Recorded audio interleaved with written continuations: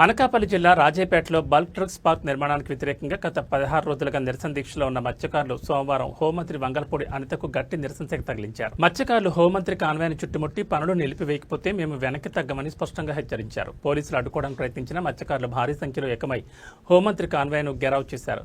మొదట సమస్యపై కమిటీ ఏర్పాటు చేసి ముఖ్యమంత్రి చంద్రబాబు, డిప్యూటీ సీఎం పవన్ కళ్యాణ్, మంత్రి నారా లోకేష్ దృష్టికి తీసుకెళ్తానని హోంమంత్రి అనిత హామీ ఇచ్చారు. అయితే ప్రజలు కమిటీ ప్రతిపాదనను తిరస్కరించి తమ సమస్యకు తక్షణ పరిష్కారం కావాలని, పనులు వెంటనే నిలిపివేయాలని పట్టుబట్టారు.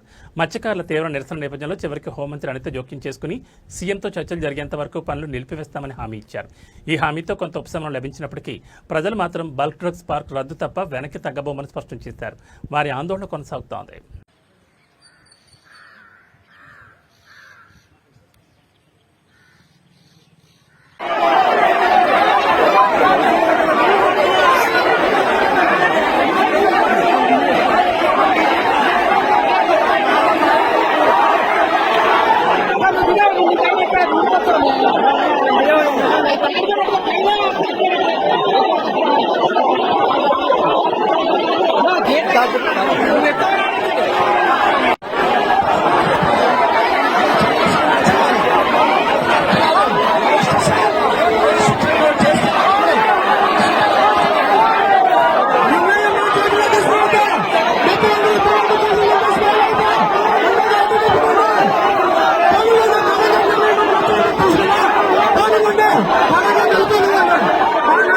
నచ్చలేదు మళ్ళీ బయటేసుకున్నాం.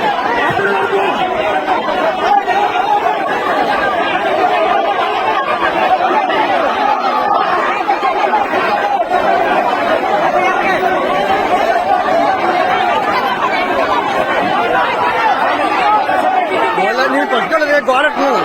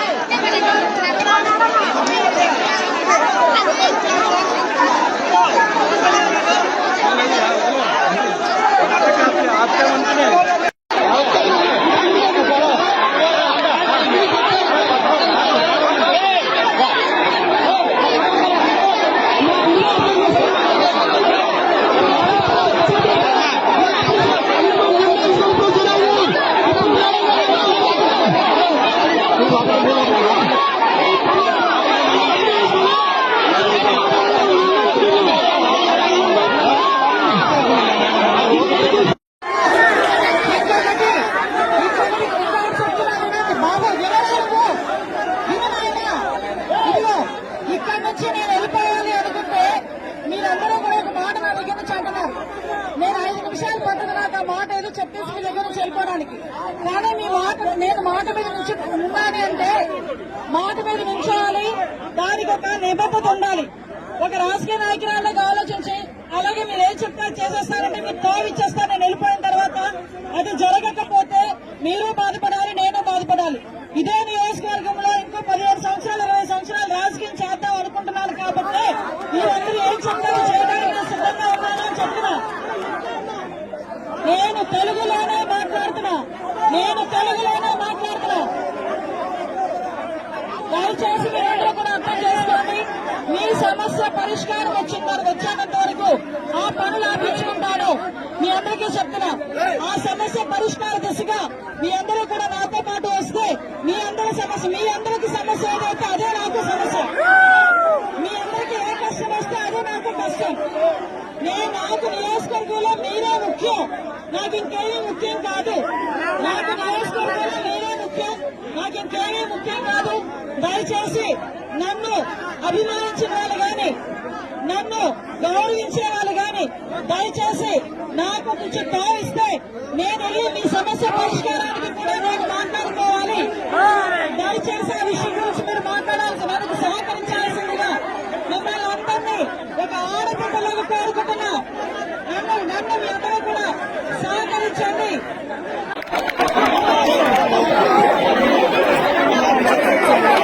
Thank you.